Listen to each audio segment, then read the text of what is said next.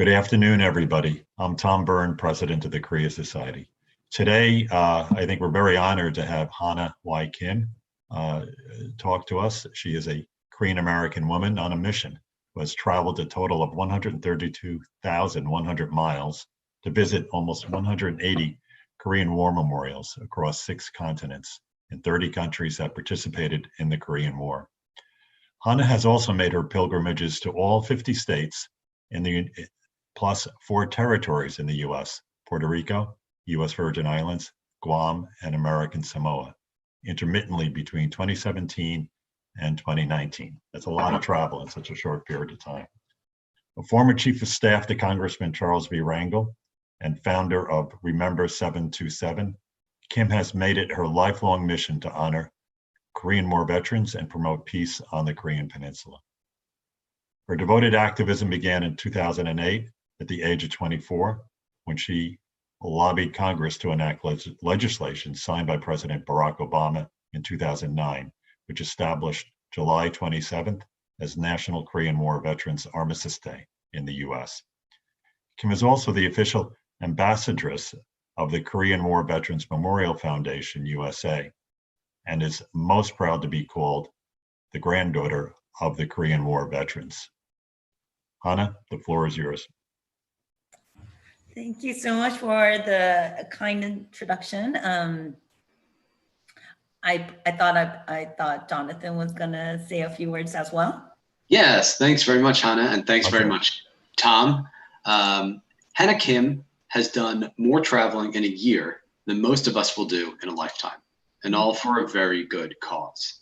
Hannah's work to honor veterans from the United States, South Korea, Ethiopia, Turkey, Australia, and many more countries around the world reminds us that the Korean War was a complex conflict that defies easy definition. It will soon be 70 years since the war began, and yet in many ways, the impact and fallout of the war continues. For too many, the anguish and grief and family separation still lingers.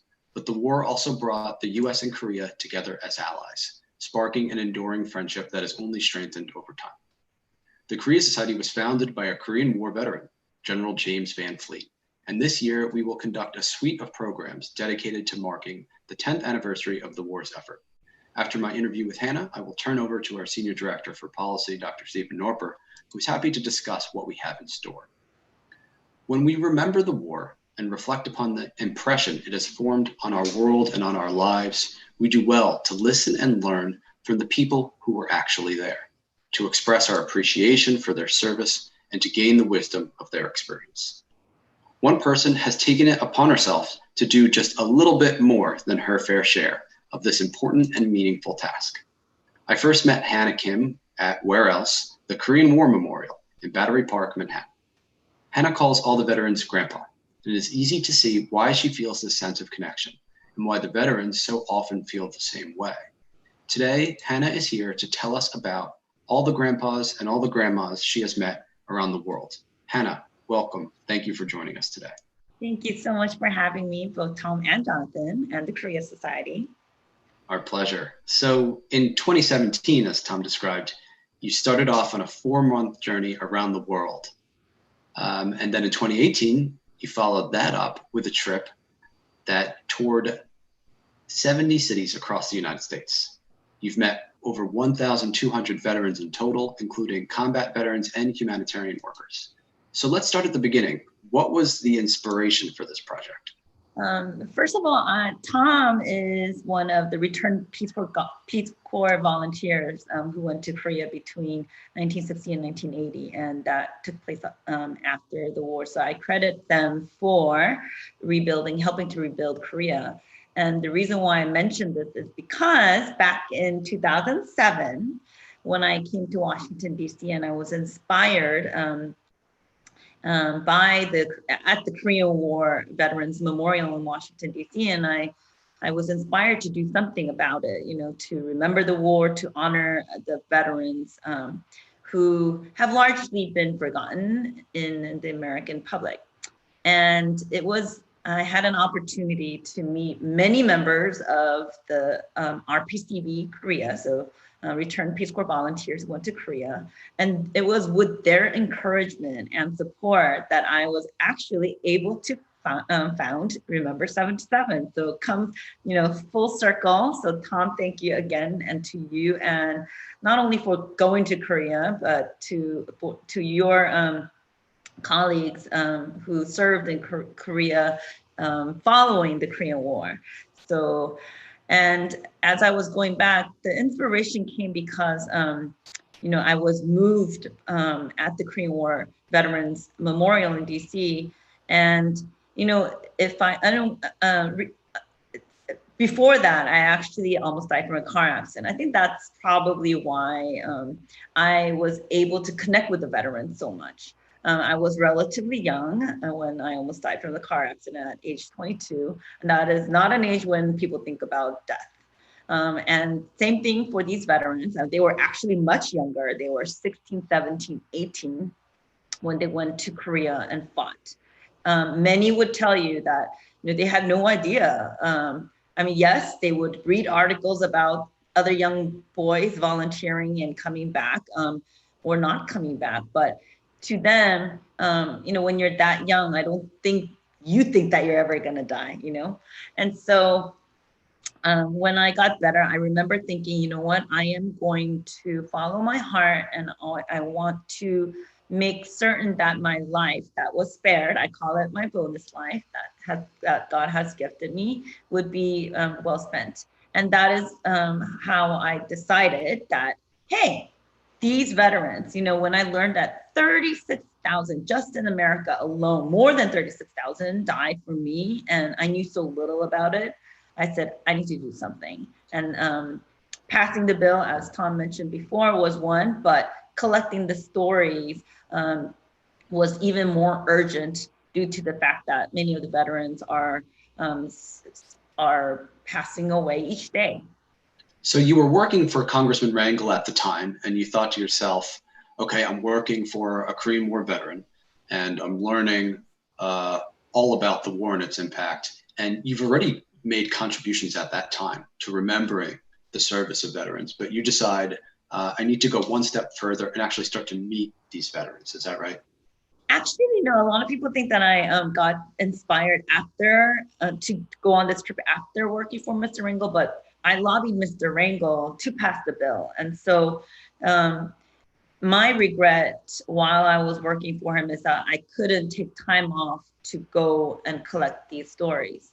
So when Mr. Rangel decided that he was going to retire after 46 years, I decided, well, I'm going to put my life on hold, make good on my promise, and fulfill that goal of collecting the stories all around the world.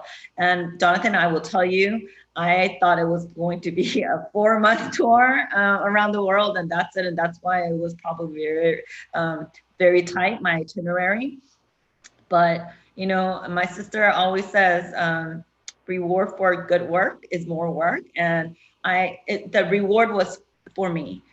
It was the most rewarding experience that I will ever experience, probably. Not because I was able to meet the veterans, but because the love that was shown to me by strangers all over the world who actually supported me and helped me along the way so that I could meet the veterans. Okay, so let's start it off here. What were the first countries that you went to? How did you plan your trip? I imagine that there was some sort of logic to the sequence, because this is a big journey, right? I know it's a big journey. A lot of people think I had it all mapped out, all planned out, know where to go, where to meet, where to stay, where to sleep. Actually, not really. I just knew that I was leaving on January 19th, which was the anniversary of my car accident, which it was significant to me. And I just, like everybody else, I just Googled all the nations, that participated in the Korean War. And I mapped it on Google Maps. And then I said, okay, what makes sense? And I literally just started drawing a little line along the dotted pins. And it seemed to be the most sensible to actually go one way around the world instead of going back and forth around the world. So that's what I did. And I just started to book my flights. And at that point, I still had no idea if anybody was going to meet me, but I knew the map, the pin. I located a memorial at each country. And I said, rain or shine, alone or not. Well, at the time it was snowing because it was winter, but I will be there and I will lay a wreath. I would lay a flower in honor of those who never made it back home. Great. So what was the first country that you visited? I visited Canada. Canada was my first country. I do have to say it really did set the tone for the entire journey. I had no idea. I don't know what I was scared more for. The cold, January 19th, the Canadian cold, or this entire thing that I was embarking on, the unknown waters, if you will. And the Canadian veterans, they welcomed me with open arms and open hearts.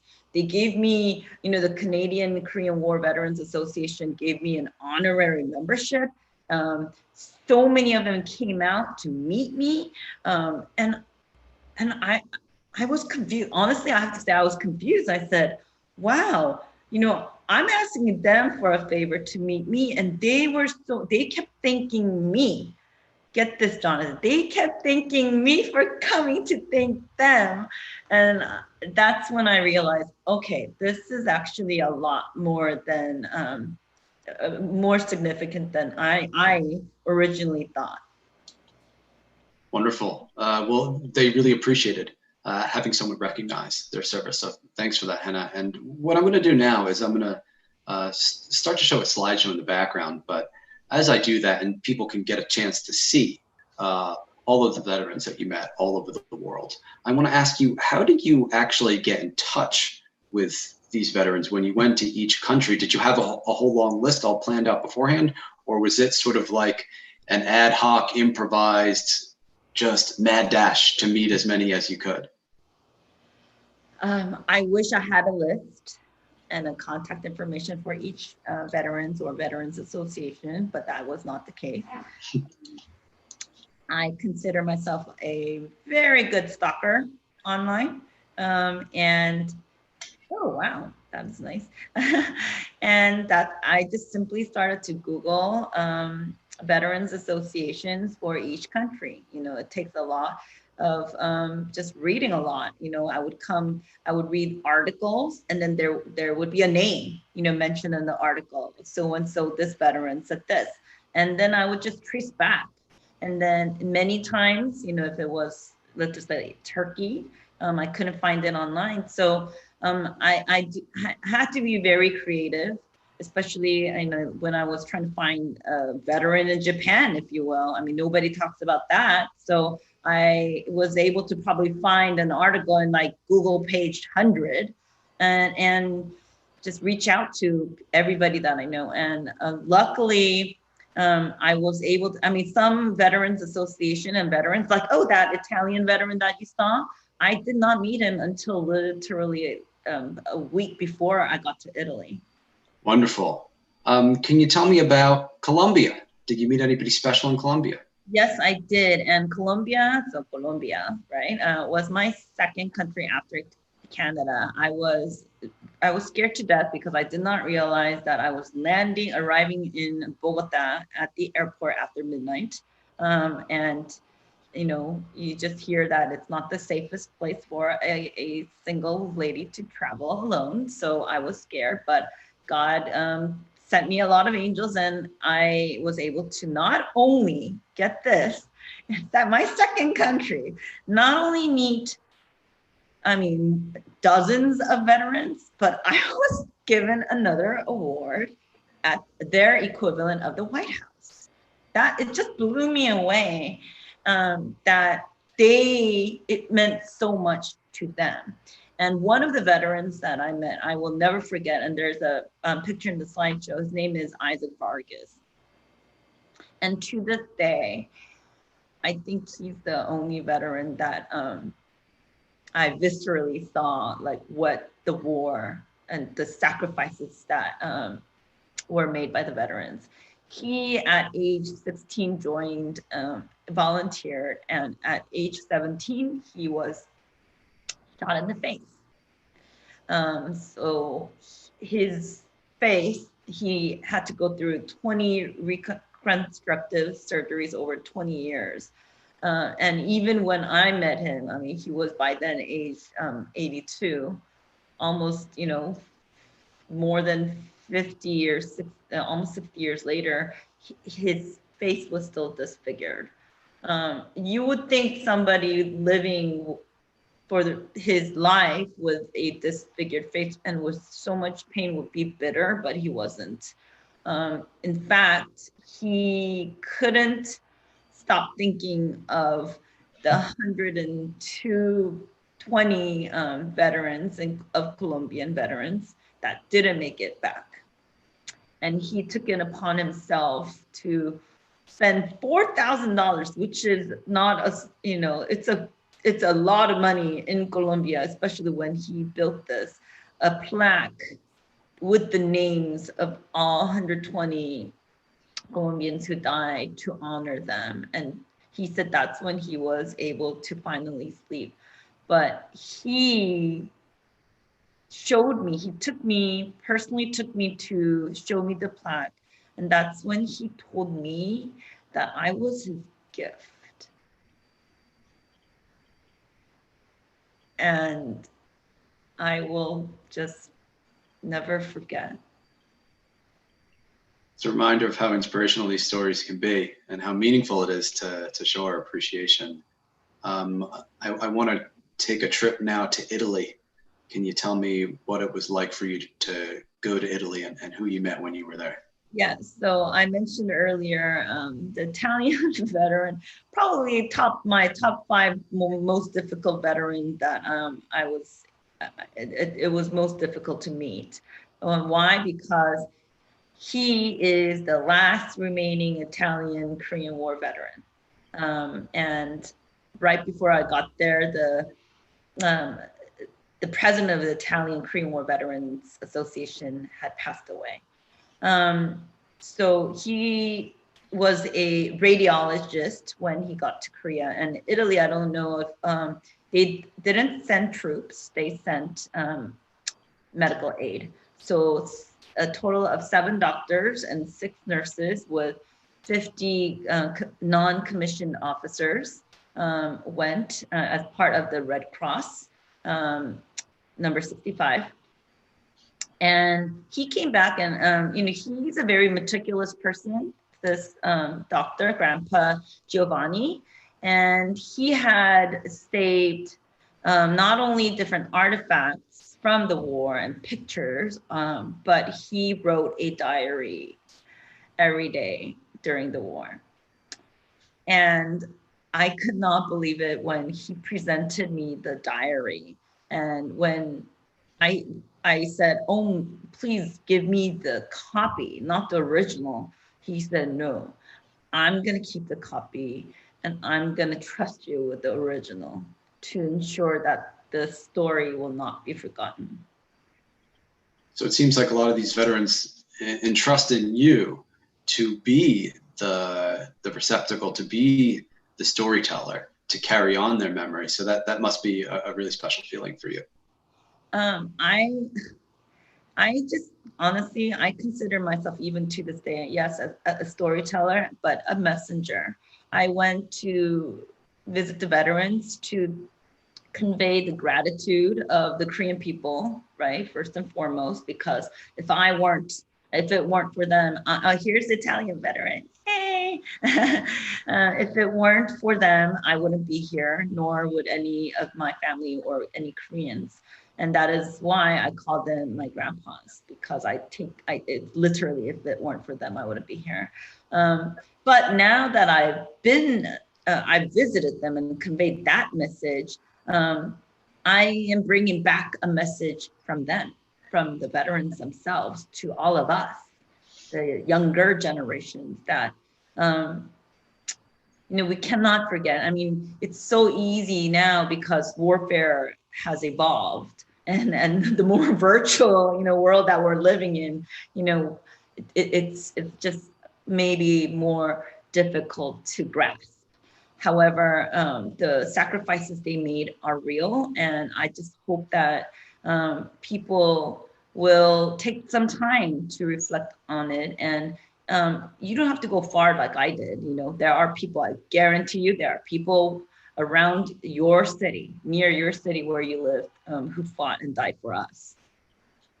Thank you. Good message. So one of the interesting things about your trip is that you didn't just go to the US and Korea and the other United Nations Command countries, but you also visited China, Russia, and North Korea. We saw an image earlier from you inside North Korea. Why did you think that was important to do?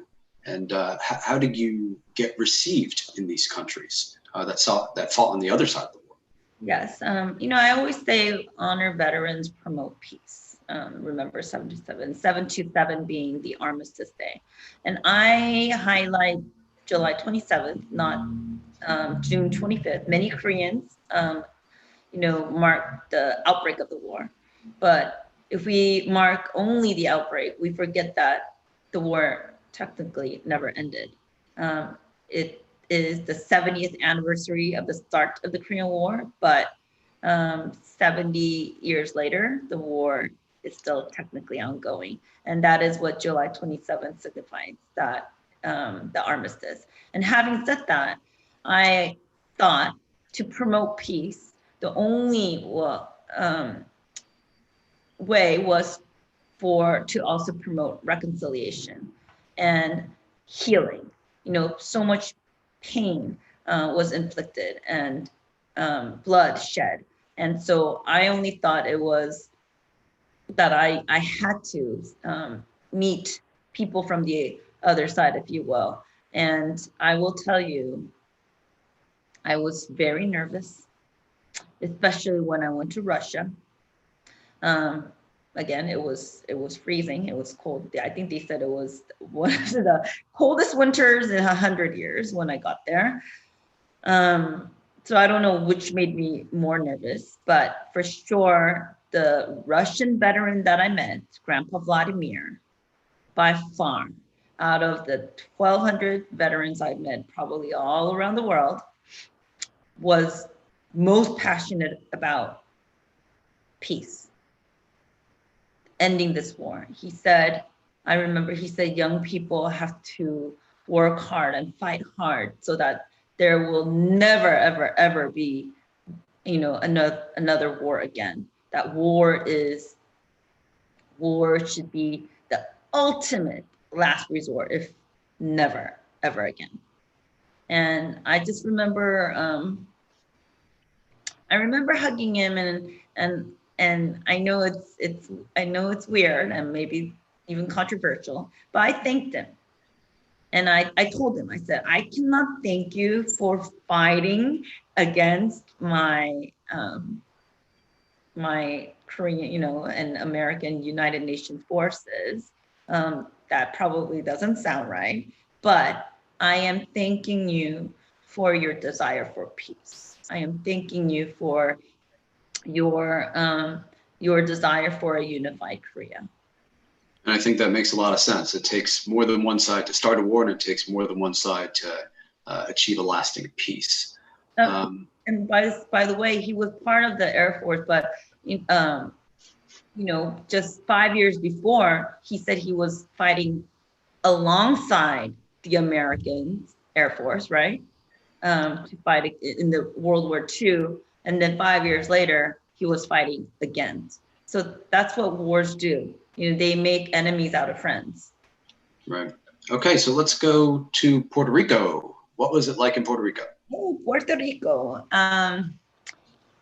Puerto Rico was wonderful. So again, just amazed, blown away by the fact that Puerto Ricans understand the significance of their contribution in the Korean War, probably more than any other country. I mean, you go to their capital, in front of their capital, there's a huge wall of remembrance with all the names of those who died in the war, almost 800 that were killed. It's a big deal because, as you all know, Puerto Rico is a very small country. Puerto Rico is also United States territory, and they did not have to go and fight, but they did. And they did not only fight, but they actually, the segregated unit that they fought in, the 65th Infantry, they're called the Borinqueniers.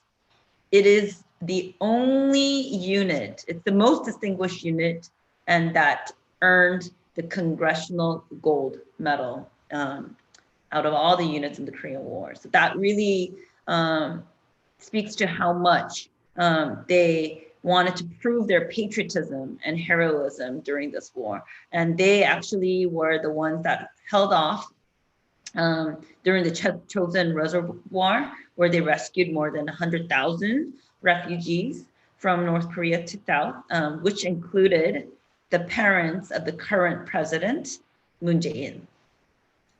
Yeah, we had Admiral Robert Lunny come in and talk about that. He was on the Meredith Victory, yes. The ship that had President Moon Jae-in's parents and sister at the time, and he described what it was like to bring 14,000 people on his one particular ship. That's a very moving story. So nice to know that you got a chance to see how Puerto Rican veterans were able to contribute to a tremendous humanitarian undertaking in the middle of a war zone. Really a very inspirational story. Yes. Can you, since we're in beautiful places with nice climates, let's go to Hawaii. And can you tell me about this person you met named Franklin Roosevelt Chong, one of the best names I've ever heard? I would love to be in Hawaii right now and get that. He was the one actually who said, Franklin Roosevelt Chang. How's that for an Oriental? That's what he told me the first time I met him. And I thought it was hilarious, he was a Chinese American. He lived in San Francisco, but he currently lives in Hawaii, but so he left from San Francisco. He joined the Army, the Marine. He wanted to join when he was underage, but his mother would refuse to sign the paperwork to allow him. So as soon as he turned 18, he told me, well, I was a young boy, so what do I know? And I wanted an adventure.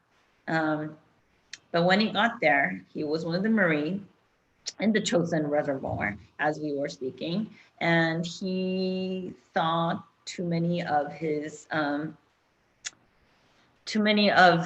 peers, comrades, die. But I remember just thinking, the first thing that happened when he got there, his platoon leader made him stand up and go to the middle and shouted, everybody take a good look at his face.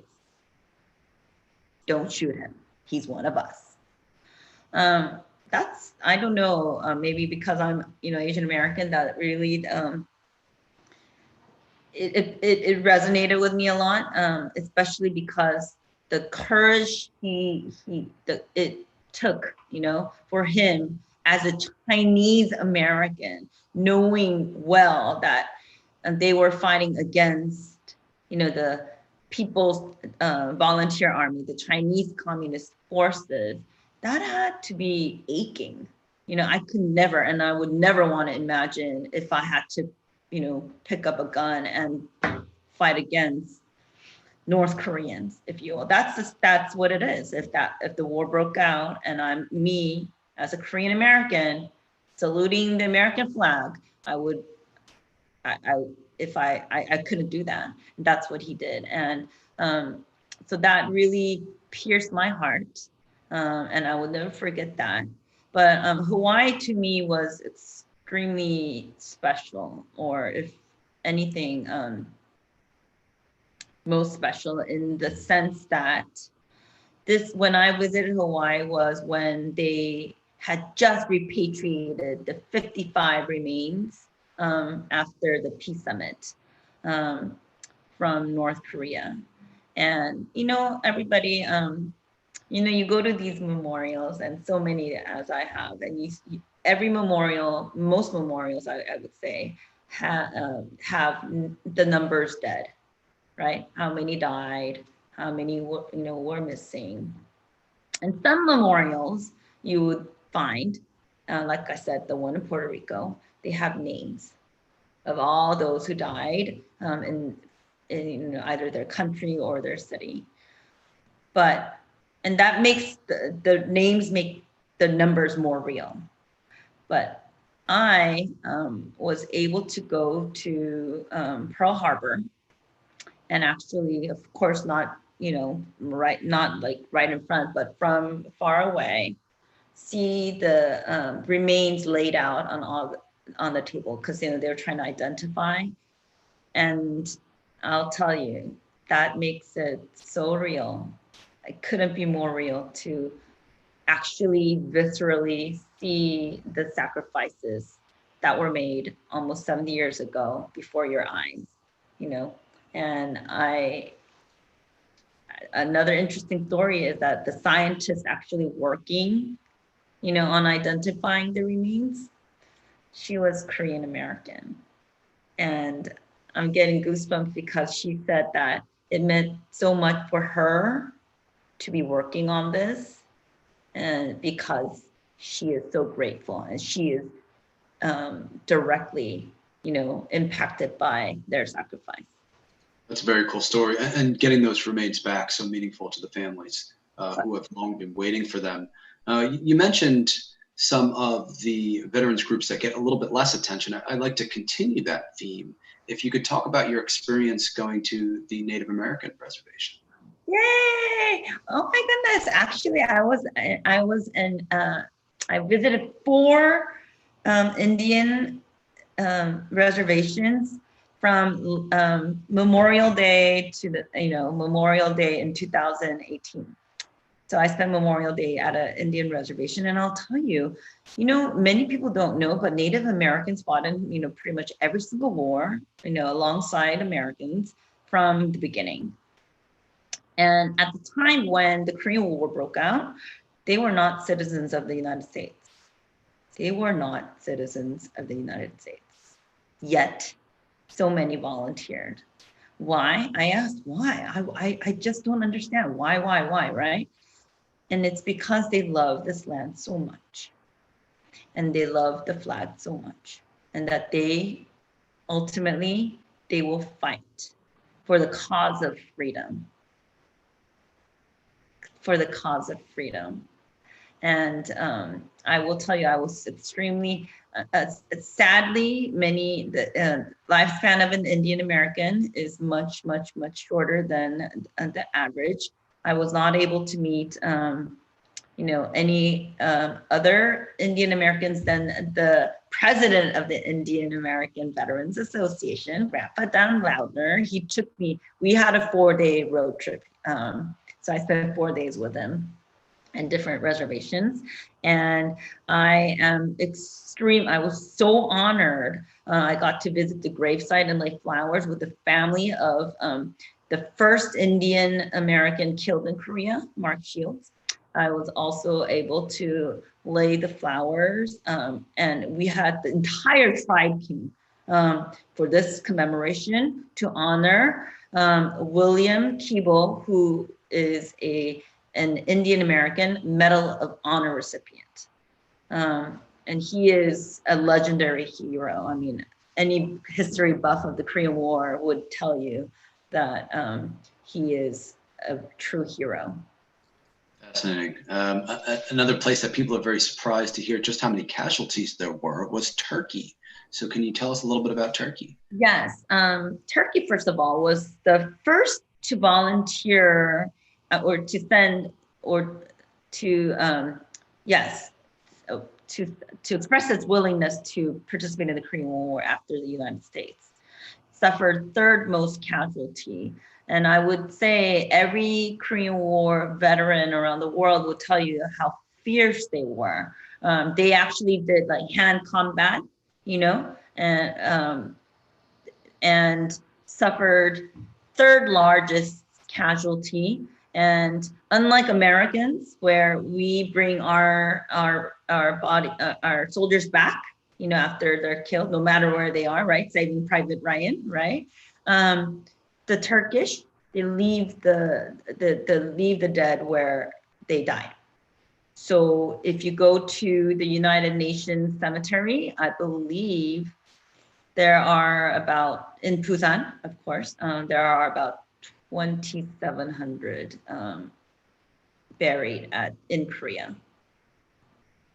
Wow. Yeah, that's an immense amount.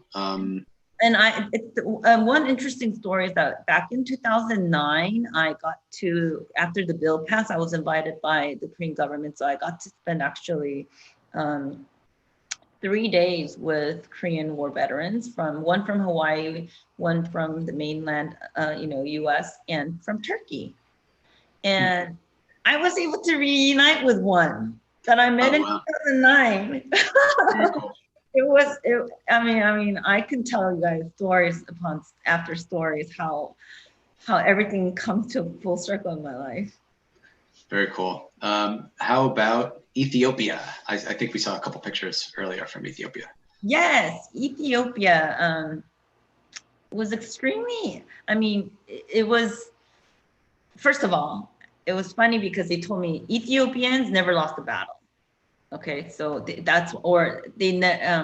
don't have any POWs. So no one was captured. Ethiopia, you mentioned grandpas and grandmas earlier. That's where I met actually a grandma. I think there was a slideshow. She was in the slideshow. And interestingly, she was a nurse, obviously not a soldier, who volunteered.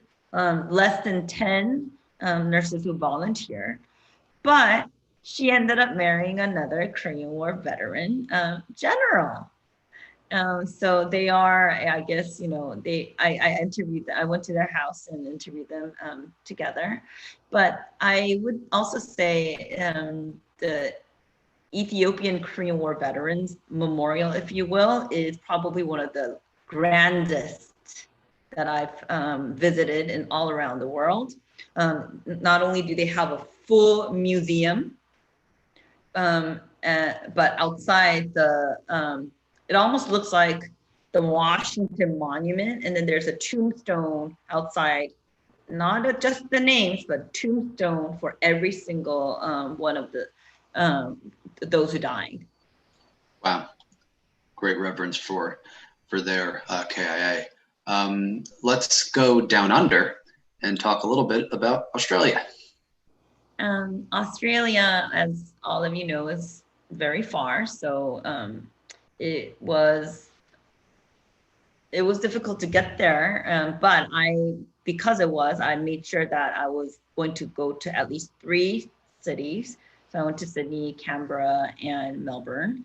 And I would have to say by far, any other country that I visited, Australians know how to honor their veterans.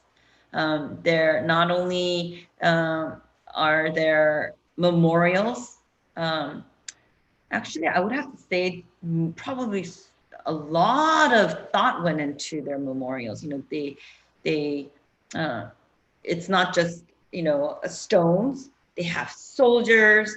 And Australia was the only other country besides the US that sent all its forces. So, the air, the Navy, and the ground troops as well. And like in Melbourne, when I got there, I was so surprised to see not only so many show up, but I don't know how they promoted this, but they some flew from another province, area region. Somebody, I remember one of the sons of the Korean War veterans came. He said he took a 3-hour train ride early in the morning, and they all brought these artifacts to show me. And, I was able to interview them individually. And that's, I think, probably the Melbourne had almost most number of interviewees because so many came. So that was very nice. One of our viewers, Brett Sessoms, is asking about South Africa and wondering if you could talk about South Africa. Yes, South Africa. So besides Ethiopia, there were the 2 African countries, but South Africa sent its Air Force. I have to say, that's where I met a POW who was captured, Grandpa DJ, Dennis Earp. He was captured, he was a lieutenant, he was high ranking, and he was captured for 23 months. And I also remember him telling me stories of being tortured by the Chinese. And one day, I mean, mind you, they're very young, you know, I mean, yes, they may have, you know, held a rifle and they may have went to war, but they're, if you really think about it, they were such young boys, right? And how they would torture him is fire shots. And they would do that between the eyes, you know, right here. And one time he really thought, you know, this is it. This is going to be it. But it was a dry shot. And so imagine just how nerve-wracking it is. He didn't tell me this, but another veteran told me that he had to actually also dig his own grave and go inside there. And he was left there, you know, on rainy days or non-rainy days. He was always left there with no food sometimes, so much so that he had to eat his own life as well.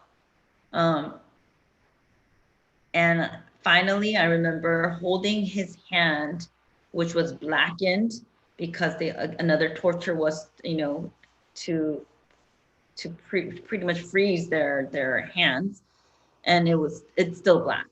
And I kissed it. I held it and I kissed it, and I said, I cannot ease your memory, painful memories, or the pain, but I hope that you know that your sacrifices, out of your sacrifices came me and the rise of Korea and many successful and grateful Koreans all around the world. And I think he really, really appreciated. Thanks for sharing that, Hannah. We got a couple more questions and comments from our viewers. Giazzetta Capriati says, thank you so much for sharing the story about Italy. And she especially liked the pictures as well. So that's not a question, but more of a compliment. And then we got a question from Joan Wargo, who wants to know about France. Did you get a chance to go to France, and what was it like there? Yes, I did go to France. Actually, not a lot of people know. So in the outskirts of Paris, there is, I guess, in where the soldiers train, even now, they built a plaque, not only honoring with the names of the Frenchmen who died, but also including the Katusas. So this one was probably the only one that did that. And Katusas are the Korean soldiers that were attached to either the US Army or different units, the United Nations units. And I believe in their unit, in that French unit, around 21 Koreans died. And, you know, he, right after the war, made this plaque to not only, again, honor their own unit, but those Koreans who died. And so that was very nice. So also the mayor of a city right outside of Paris, is currently the president of the French Korean War Veterans Association. He assumed that role because his predecessor was a Korean War veteran, and he promised that he would carry on that legacy. And so you would be very happy to know that the Korean War veterans have some political clout in France as a result, and they are very well taken care of. That's great to hear. Before I turn it over to one thing about French, I have to say, I laughed or I smiled because, you know, the French are known for their art. So they probably are the only ones, the only memorial in the world that I've visited that it's very simple, but the memorial is the shape of the Korean Peninsula. And it's actually very close to the Louvre Museum. Cool, good to know that French sensibility being put into action for their memorial. Before I turn it over to Dr. Stephen Norper, who's going to talk about what we have coming up in our Korean War at 70 series, I want to read a comment that we got here from Hyuk Yolt. He said that he was with the U.S. Army 7th Division as an interpreter, and he witnessed the evacuation from Hongnam that brought all of those refugees out of harm's way and into safety. So one of our viewers was there at the time. So very cool to be able to connect to those types of people, and for him to get a chance to hear your stories and your accounts of what it was like to meet all of these diverse veterans. I can imagine of no one who's met more veterans around the world than you. So on behalf of the Korea Society, we thank you for your efforts. Can I say things? So my purpose, like I said, I in the beginning, is not only to honor veterans, but we honor veterans so that we eventually promote peace. So I think there was a last slideshow. I was able to go to Pyongyang as well. And of course there I didn't honor veterans, right? But I did visit the cemetery where who they consider heroes are buried. And I will have to tell you, interestingly, and I am not even going to lie, I have a bracelet that I wear with a cross pendant, and I've traveled all over the world, never took it off. And right when I got to Pyongyang, and I was literally praying for just the healing of that peninsula and for peace, my bracelet fell off out of nowhere. And I was able to actually find the chain, but none of us, even the North Koreans that were, were watching over me, or my guards, none of us were able to find that cross. So in Pyongyang, somewhere on that land, where my grandpa fought and shed blood and some never came back, I left my prayer there for peace, not only on the peninsula, but around the world. So that is one. Yes, and lastly, I am going to reveal something here first.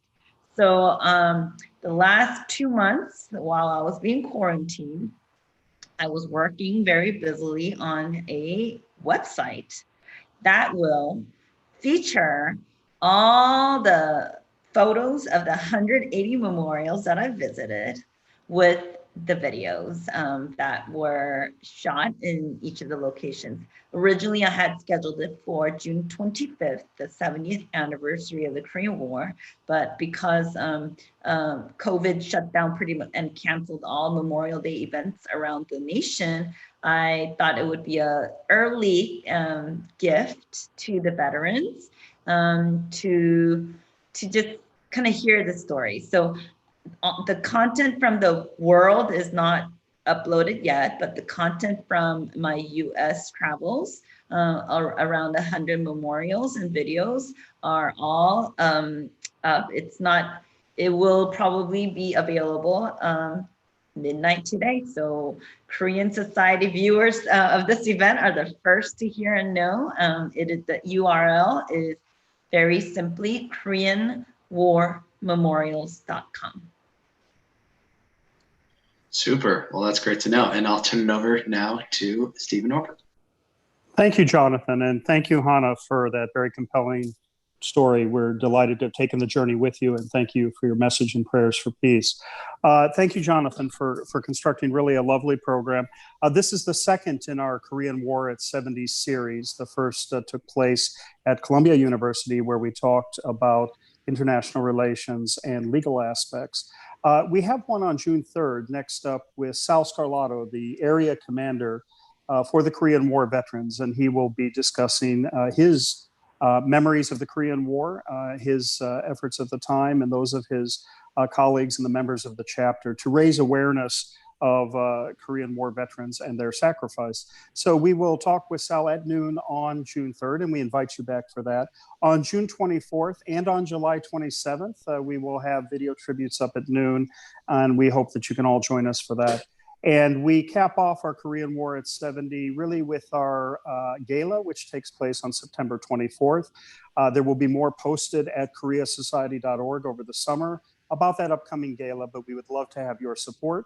If you're not a member of the Korea Society, we would love to have you as a member. And if you are a member, if you'd consider enhanced giving, and you can find that again at koreasociety.org, as well as all of the Korea War at 70 material. We have a dedicated page, and that's what I wanted to mention in closing, that if you look, you will see all of these programs listed, as well as some of the contributions by President Tom Byrne and other members of the Korea Society in different aspects, be they letters or articles written about the U.S.-Korea alliance that have been done in major dailies, as well as a display that will be put up between now and June 25th of Korean War veteran items collected over several years. So we invite you to see koreasociety.org and see Korean War at 70. Thank you again to Jonathan and to Hannah very much for her tales today. And we thank you all, those of you from the United Nations, those of you from business, those of you from the media community, as well as all of our valuable members and supporters of the Korea Society. And we wish you a safe and healthy week ahead, and look forward to seeing you on June 3rd with Area Commander Sal Scarlato for Veteran Tales. Don't forget Memorial Day weekend, so to come pay tribute at the website. And we'll do that. Thank you so much, Hannah Kim, and thank you, Jonathan. Thank you. Bye.